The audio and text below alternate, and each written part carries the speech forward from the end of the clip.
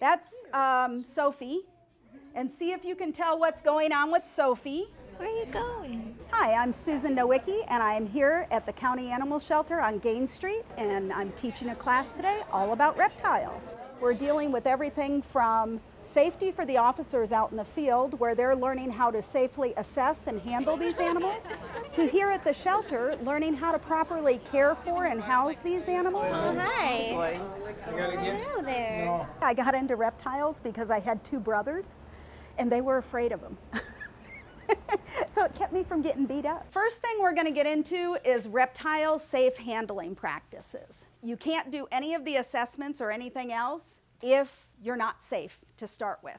San Diego Herpetological Society has been here in San Diego since 1978, and we are a reptile rescue. A big part of what you do when you're working with herps is reading behaviors. Our primary focus is taking in reptiles and amphibians and also invertebrates. If you look at the snake that's right here, that's one of our San Diego gopher snakes.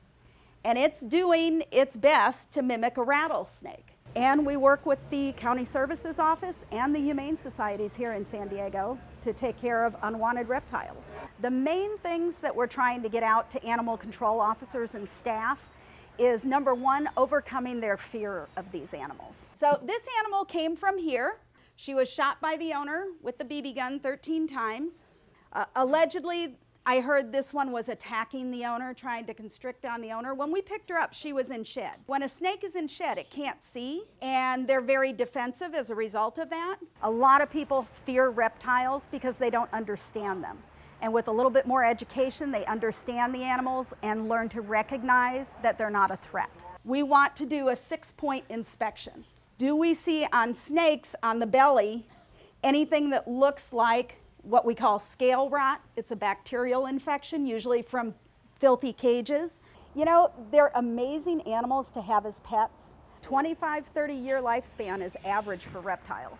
But what people don't realize is, like BB here, you know, she started out at somewhere between 12 and 16 inches in length when she was purchased.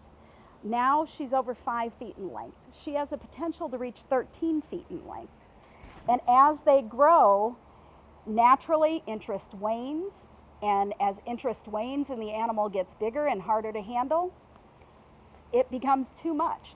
This guy here, he is a white throat monitor, and he's quite the spunky little guy. These guys are powerful. We feed them a mixed diet. They get rodents as well as feeder insects. I think the participants overall had a great time at the class, and they enjoyed the interaction time at the end. Now be careful, she will pee on you.